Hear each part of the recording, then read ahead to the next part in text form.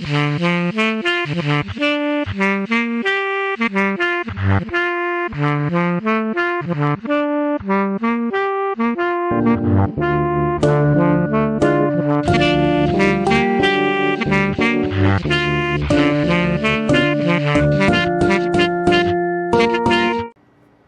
right. So this is my friend Kat. If you would introduce yourself to the camera. Hi, my name's Kat Egan.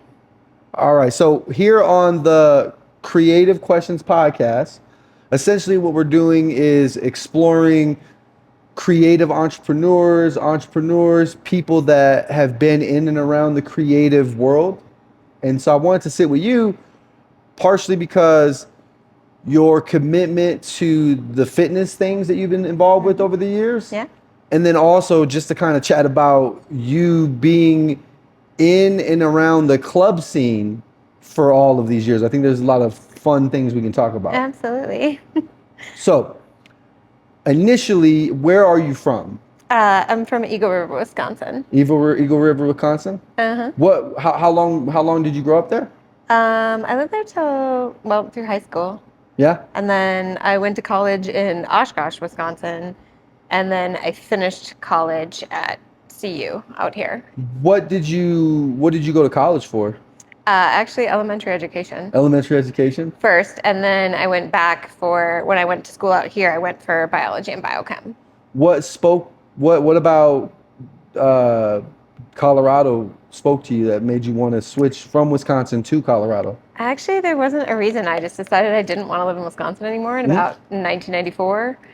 And so I left and just started driving with what I owned in my car. Just did it. And I got all the way to Grand Junction and I was like, I got to take a break. Too far. Too far. Too far. And so then I was like, what are my choices? And everybody's like, it's Utah or Denver. And I was like, Denver it is. And so I just came back and found a place to live. And then I met so many cool, amazing people that I just stayed. Mm-hmm.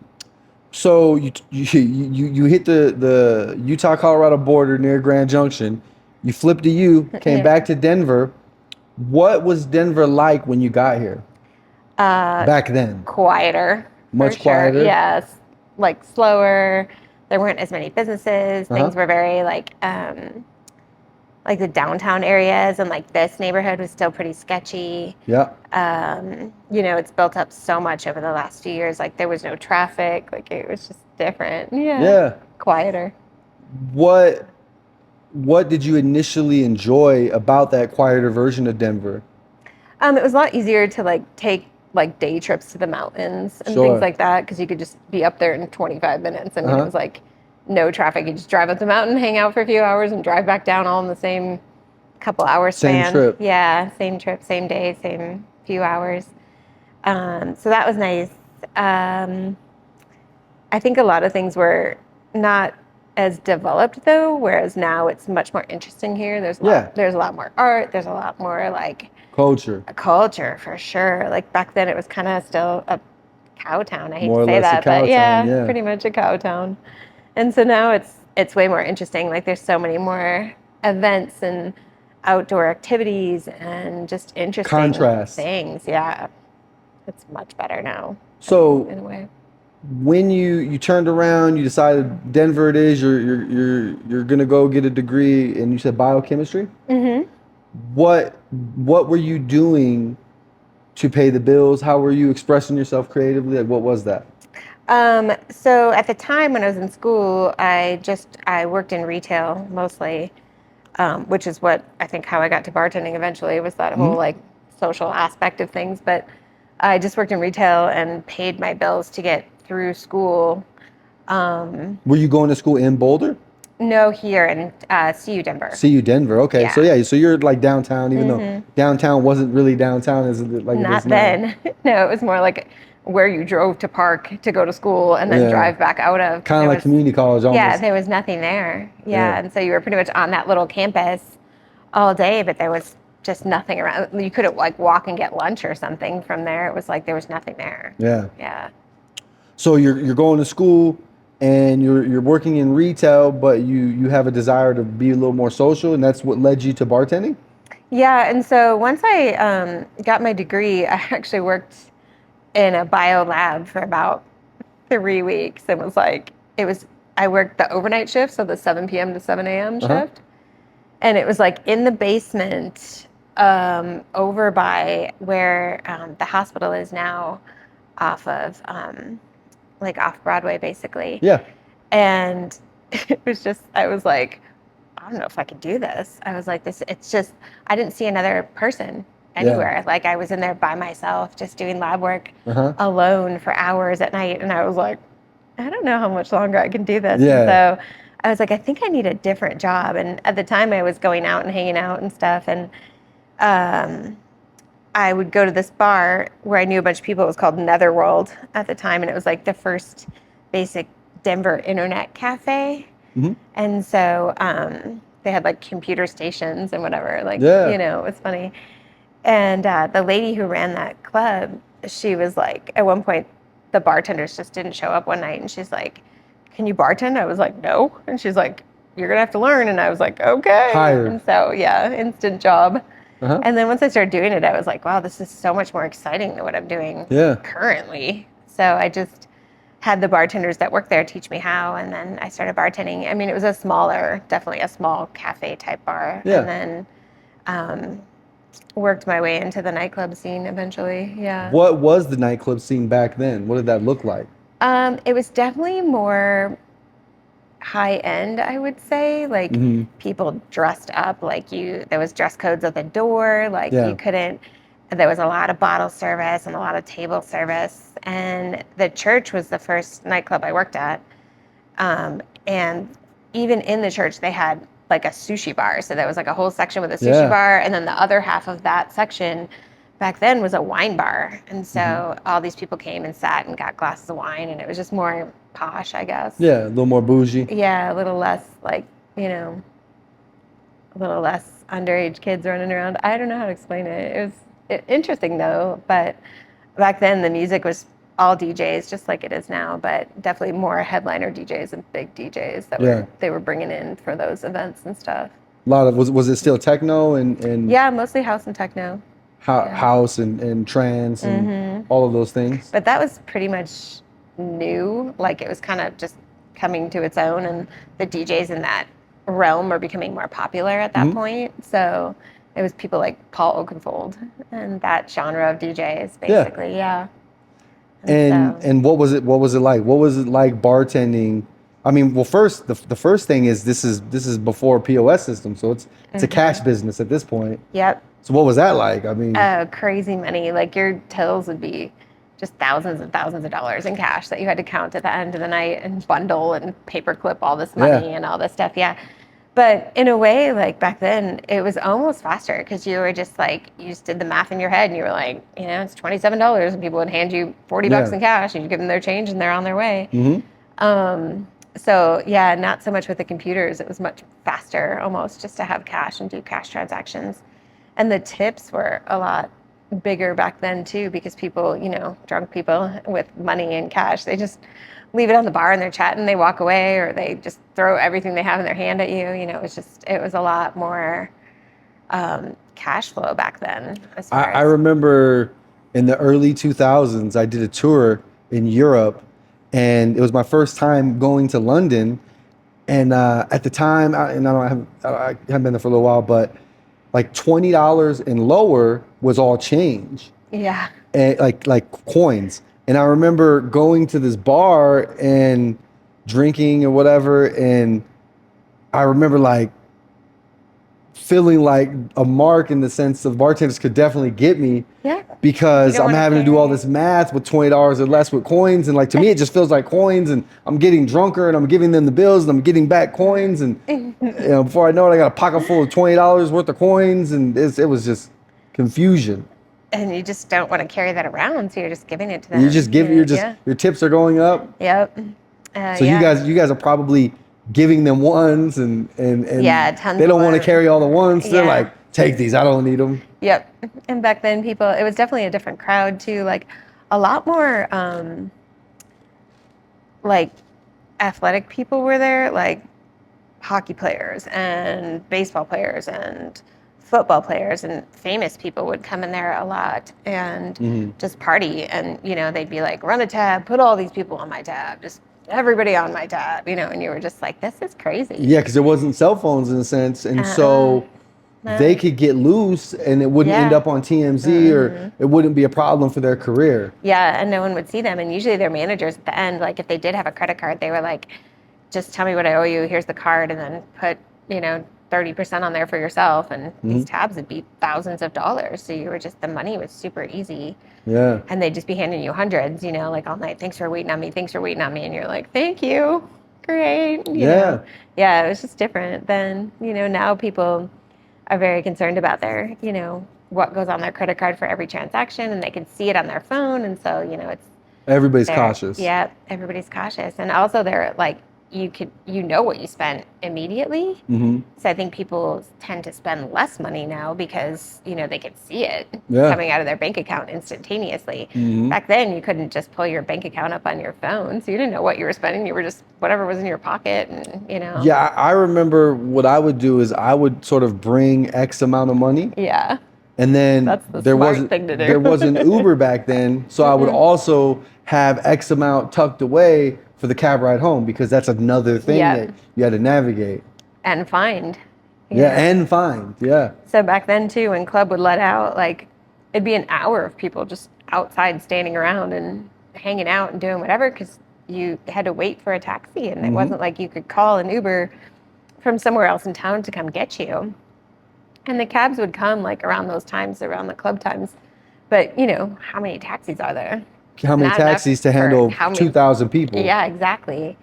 And even then, like those clubs held that many people. So they were, you know, it was a lot of folks and a lot of people you had to get home somehow. Yeah. And they'd just be outside. I would leave at like 3 or 4 in the morning after doing all of our stuff. And there would still be hundreds of people outside just hanging out, waiting around, trying to figure out how to get home, you know, whatever. Yeah. Seems like a different life, but it's interesting. Yeah. So during that time, is that also when you started getting like passionate about physical fitness and health, or were you always passionate about that? Always passionate about it. Actually, when I had my first bartending job and all of my first probably 6 or 7 years of bartending, I didn't even drink. Yeah. I just was super into fitness even back then. I started when I was really little. I was a figure skater for about almost 20 years. I started when I was like 2 or 3. I mean, I was not good, but but by the time I got to 11, I was going into competitions and all those things. And then I skated until I was in my 20s. But when I was about 13, I'd say maybe 14, I couldn't drive, but my brother could, and he'd go to the gym every day after school. And we grew up in a pretty small town when we moved to Wisconsin. So the gym that was there weren't women and there was no girls allowed. And so he'd be like, just sit over there on the floor and do your homework and I'll tell you when I'm done. And so I did. And then one day the guy who owned the actual gym, he came up to me and he was like, what are you doing? And I was like, nothing, sir. And he was like, you want to work out? You want to lift some weights? And I was like, yes, I do. I don't want to sit here anymore. And so, and so he taught me how to work out and everything. And so I started pretty young with lifting and everything. And then it just became a huge part of my life, like my entire life, even until now. Like I still lift probably 2 hours a day, 6 days a week usually. How quickly after moving to Denver did you ingratiate yourself to the fitness community out here, and what did that look like? Well, the nice thing about when I first moved here, I moved and then I started school pretty quickly. And at CU, they had like a huge gym facility on the campus. So I was able to work out every single day for free because I was a student. And so that was nice.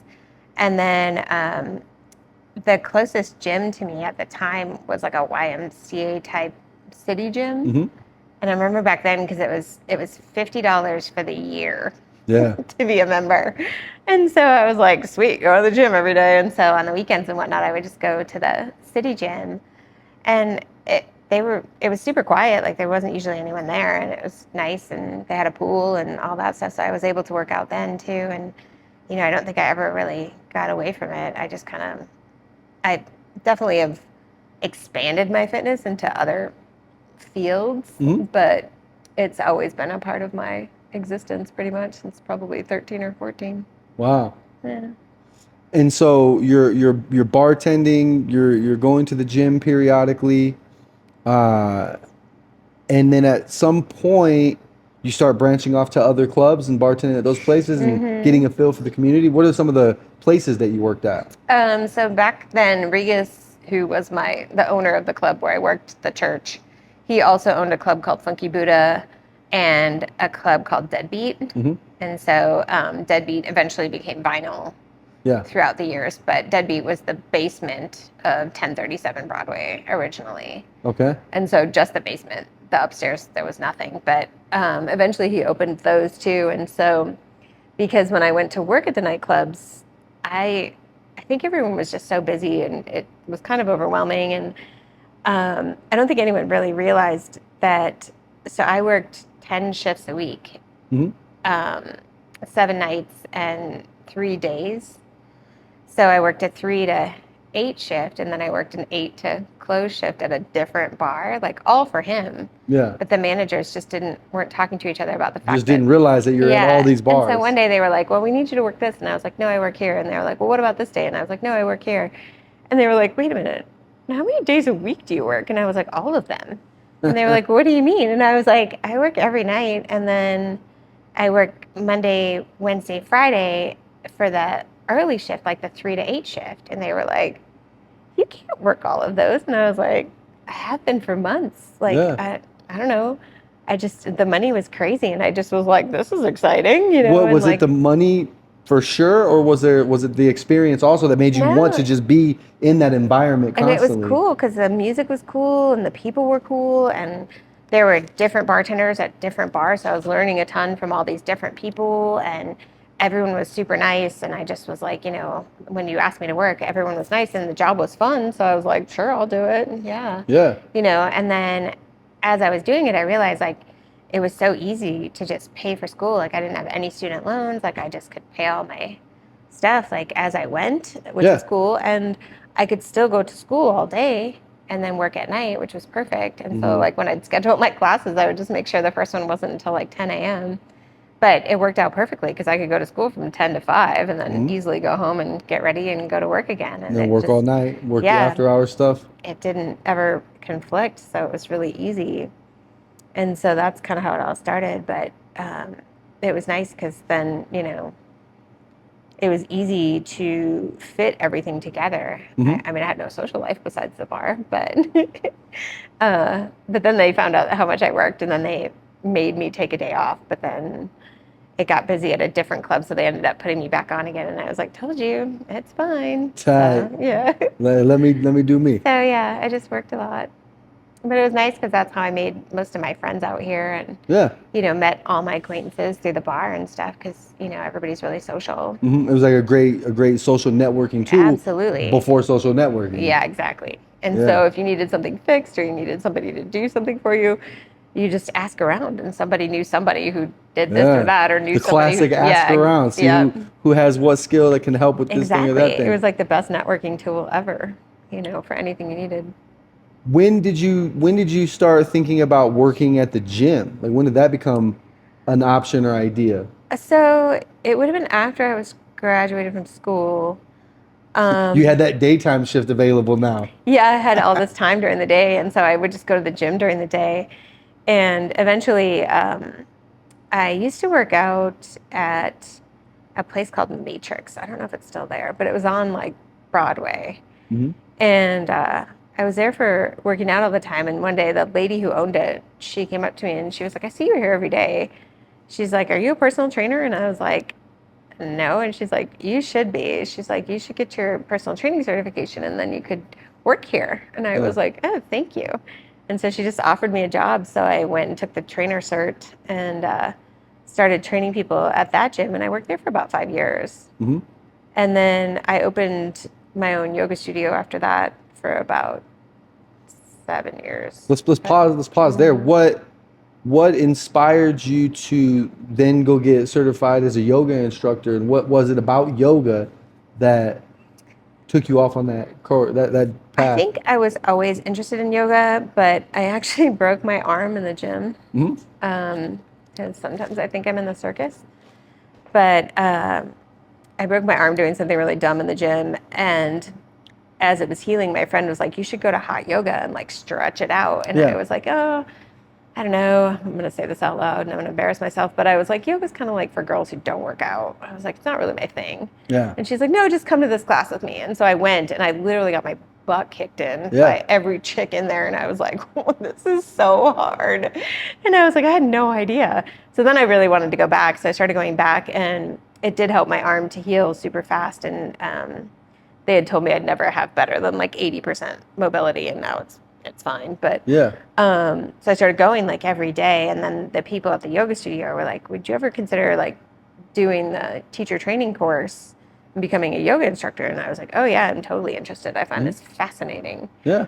And I think the teacher training program really expanded on all of the parts of yoga versus just the practice part. Well, I think, and that's what's so compelling about yoga as a physical activity is if you're going to really learn it, which you have to instruct it, it's unavoidable that the spiritual component isn't going to hit you because it's part of the process. So like by agreeing to learn how to teach this activity, you're also inviting a spiritual element into your life. Yeah. And that's, it's interesting.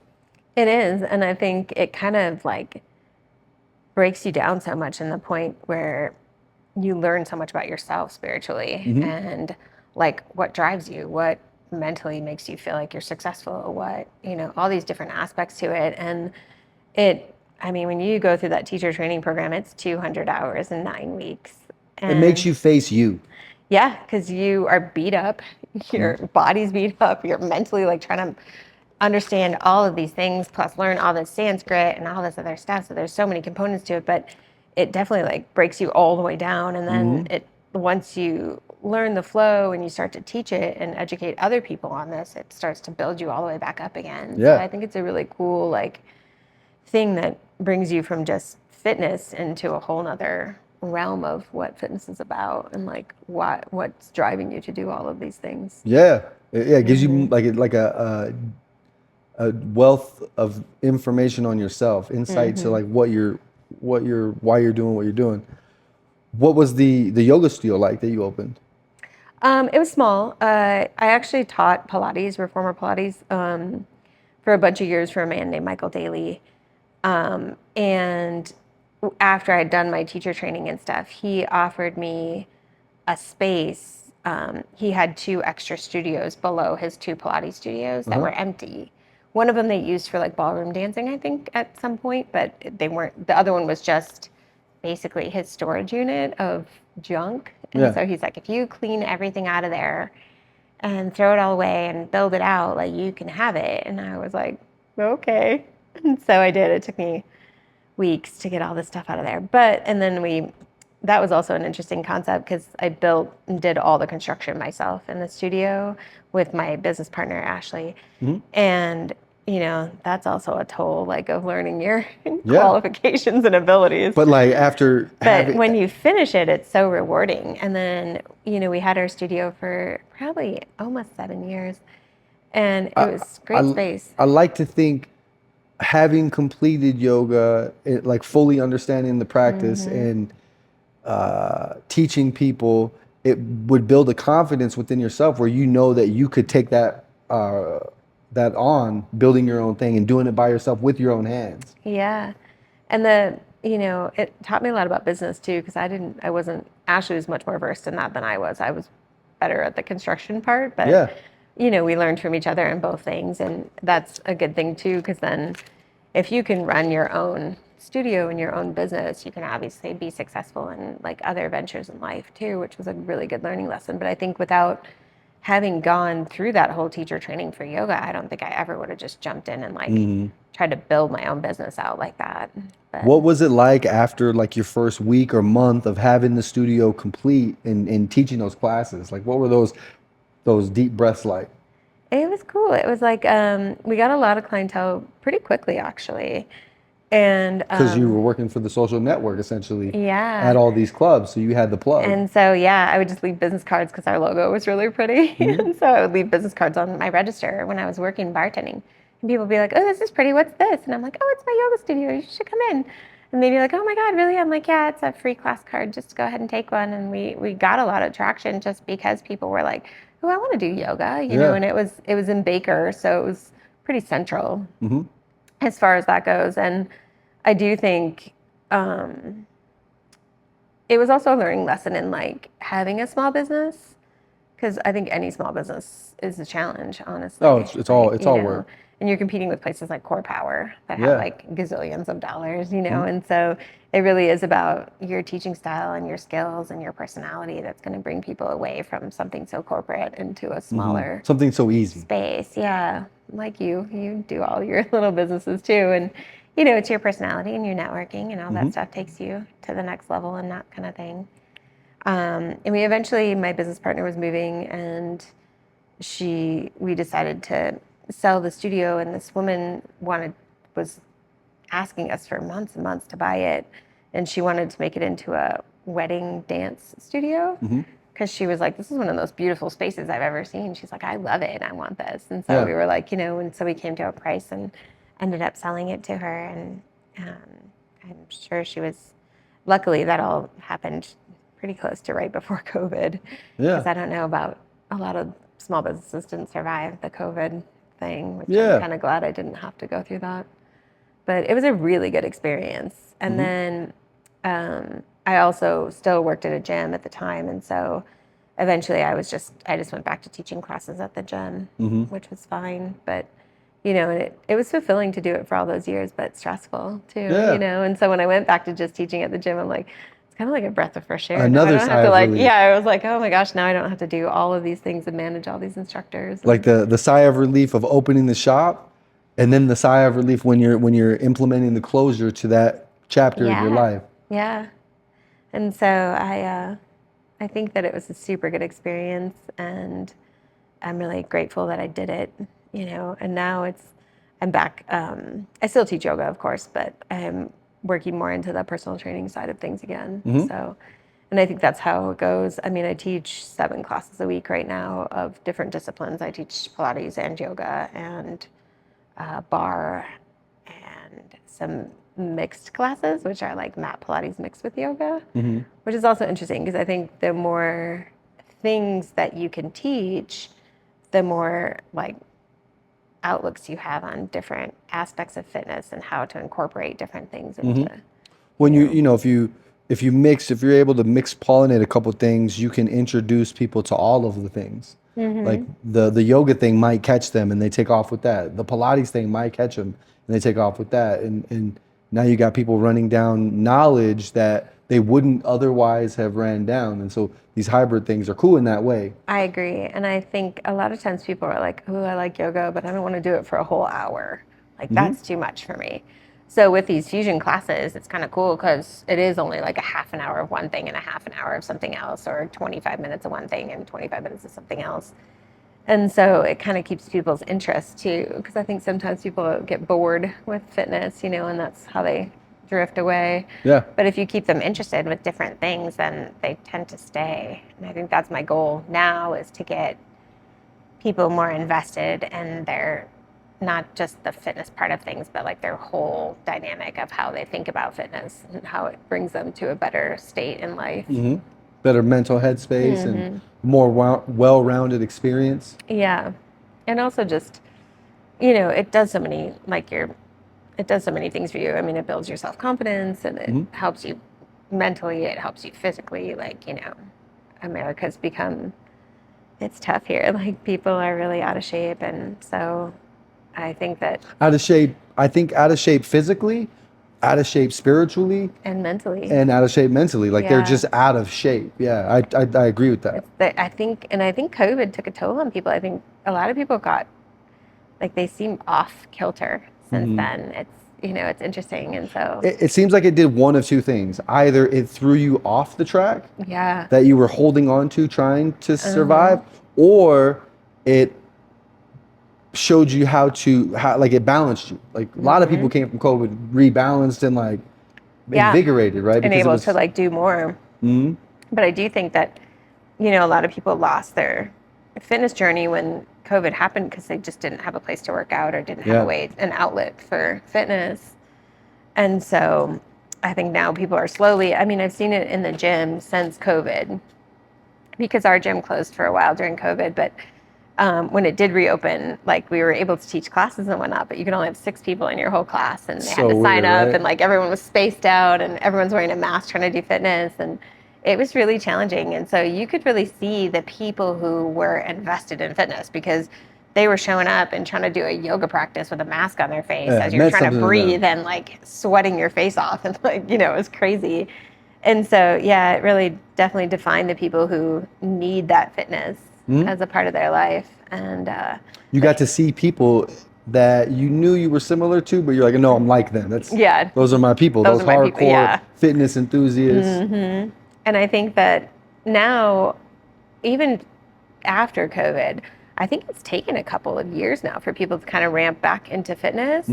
But over the last year, I've noticed the gym is definitely busier. There's a lot more new faces all the time. Yeah. Like I feel like people are starting to finally find their way back after 5 years. You know, I feel like they're finally, and when you think about it, like if you do 1 hour of fitness a day, it's literally like 4% of your entire week. Yeah. So, and because I love fitness, I don't understand how people don't do it, but I do. I mean, sure, I have a lazy day here and there where I'm like, eh. Yeah. I mean, I've always found myself in physical situations, so I've always been somewhat in shape. But being on like a true fitness journey can be challenging because like for me, there's so much world I'm trying to conquer, and that's part of what I'm trying to conquer, but it's only a piece. And so like, even now, like I get to the gym 3 to 5 times a week, and that's great, but it's not, it's not easy to do that, right? Like I haven't made it to, I'm still wearing my gym clothes today. I haven't even made it yet. Me too. But it's funny because like my whole thing is like I'll throw on the gym clothes and I'll just roll around looking kind of goofy until I make it to the gym, and it's like almost an incentive, like, I didn't make it yet. I didn't make it yet. And then I'll finally go to the gym, work out, take a shower, and be in my regular clothes. So it's like that's one of the things I do to like, I got a meeting, I have to go to the gym so that I can take a shower and put on my clothes and go have this meeting with whoever about whatever business or whatever. And I think every person's different. You have to find the thing that drives you, like, you know, and it's not easy. I mean, it's definitely a discipline that you have to teach yourself. But as I've gone through fitness for all these years, I think my goal now is to help people not just with the like working out part, but the figuring out how to make that part of your lifestyle, balance that, and then on top of that, balance your food and your stretching and that's your a whole balance other piece and that we don't talk about. Yeah, so I'm trying to build like a whole thing where it's not just about lifting weights. It's about like how you live your life completely and how much of a benefit it is because you sleep better, because you're not as tired all the time, because you have more energy, because, you know, and making healthier choices in food can be challenging, even just that in and of itself. All this shit's thrown at you constantly, and it's so much easier.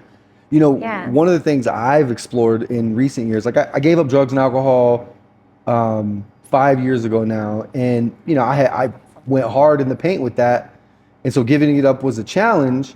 And what I've done in recent years is take that and apply it to other things. So like for instance, right now I'm not eating meat, right? And I don't know if it's forever, but what I do know is I didn't have a handle on meat in the sense of I would go to Chipotle and get 2 or 3 portions of meat on there. I would go and, you know, all the jerky or whatever. Like I'm eating as much meat as possible, and like I can't think of having a meal without a big pile of steak poured on it. And so I was like, you know what? Like, let's give that up for a while. Let's spend 6 months to a year with no meat. And maybe that turns into forever. Maybe it's just the 6 months to a year. But what I'm doing is I'm learning how to cut out the things that I think mentally I'm not able to. So creating like a new discipline or a new way to discipline myself. Yeah, I agree with that completely. I think that anytime that you can discipline yourself in small ways. And you just have to make small goals, like making huge goals for yourself. Like, It's crazy. It's hard. I want to lose 30 pounds in 2 weeks. Well, that's just not feasible, honestly. I mean, I don't know what you'd be doing to do that, but, Yeah. and so just teaching people that like small goals are better because they're attainable. And then once you reach them, then you can find another goal. And each one of those steps, like it just like in anything else you do in life, each little step takes you a little bit further, and then once you get into that routine of all those small goals just being a part of your life, it makes the big goals much easier to get to. Brings them into view. I agree. I think that people give themselves unrealistic goals, and usually when I'm training people, I have to tell them from the beginning. I'm like, well, let's see. They're like, it'd be like me saying, I want to look like Kim Kardashian. Like, I'm just not built that way. Yes. Like, I could work out for the rest of my life, and I'm still not going to look like that. Yeah. But it is one of those things where you have to accept like your body type and There's certain realities or truths that you have to accept. And then once you get past, the fact that like you just have to choose to be the best you can be, because you're never going to be somebody else.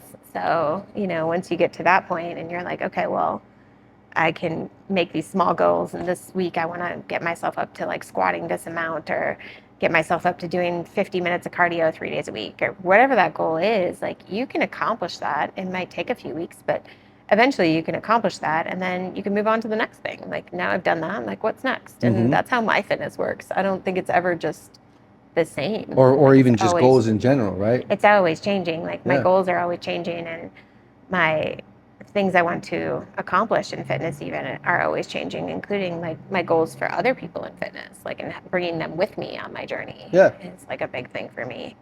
So yeah, I think that a lot of that type of work and energy I put into it is because I really do want people to be successful, because I know how happy it makes me, and I'd love other people to feel that. To feel that. That joy. That in sync with themselves.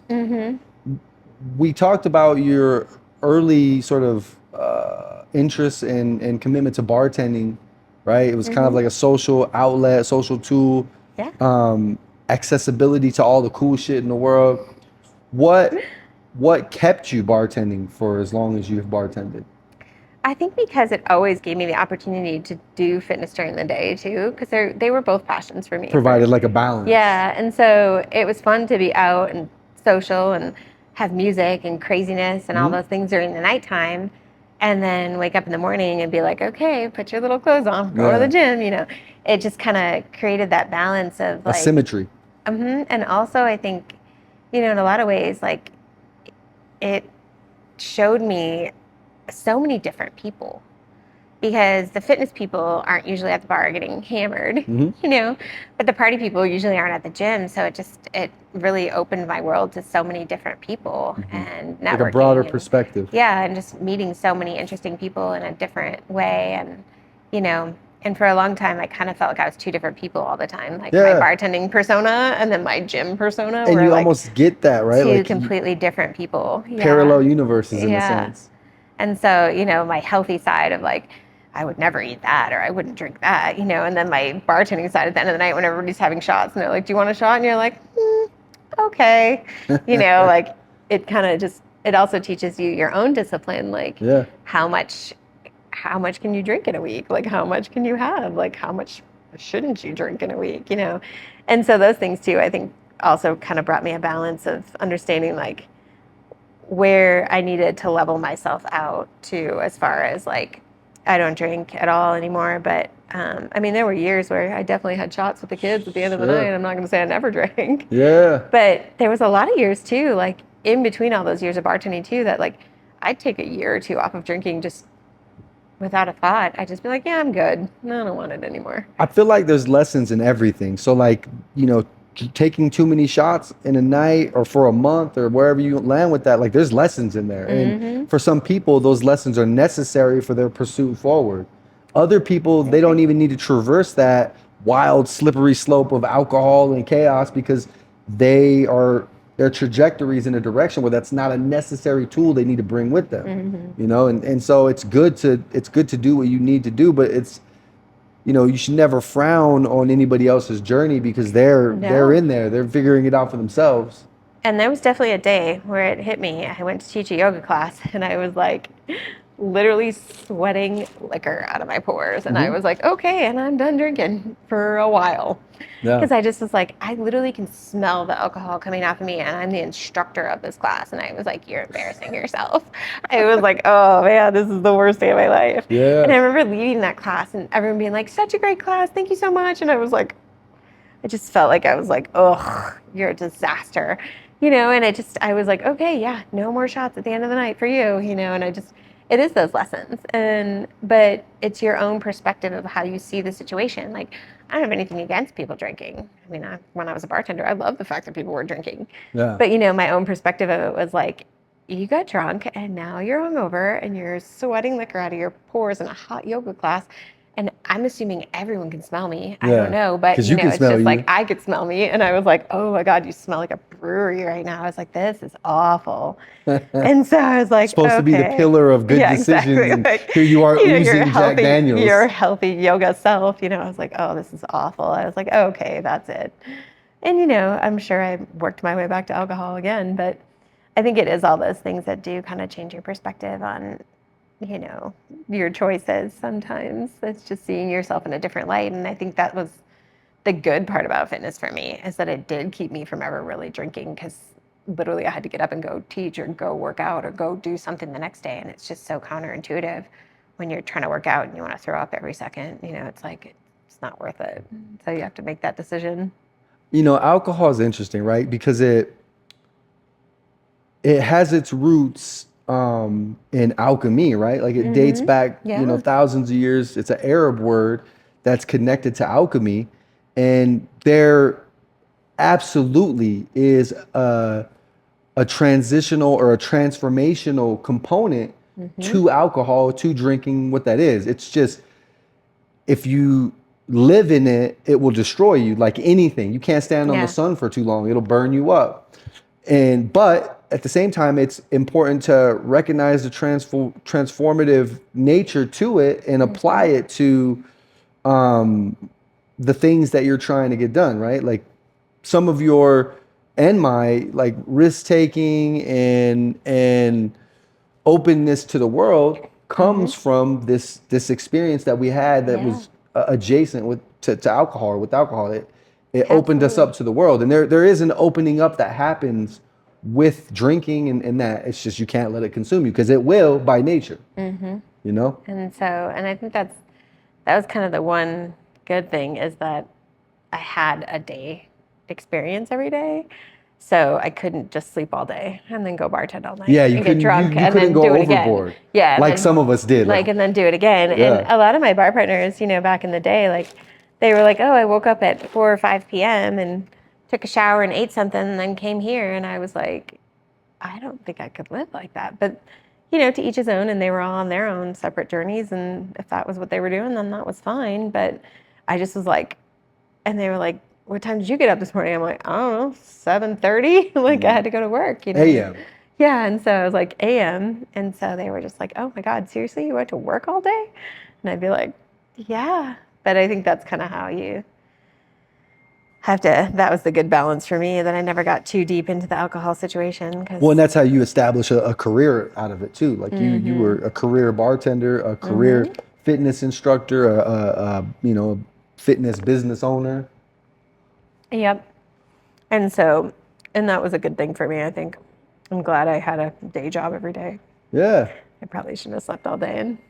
So what's next for you? Like, what are you looking forward to? You've been a business owner, you've worked in the service industry, you've served mayors, governors, professional athletes, regular everyday working people. I'm sure in the fitness world, you've also helped instruct mayors, governors, professional athletes. Yeah. Is there any pillars you're reaching for? Is there next steps? I just recertified myself as a trainer. I decided to go and get my trainer cert. It hasn't been renewed in a few years, and so you have to renew it every 2 years. And I just hadn't done it in a while, and so I studied for 3 weeks and took the test and passed last Thursday. So that was good. So now I can start taking private clients again, which is good. I do want to eventually probably I'm also studying for my real estate license. Okay. So, and I think all of this socialization that I've learned through the years will help me with that situation, you know.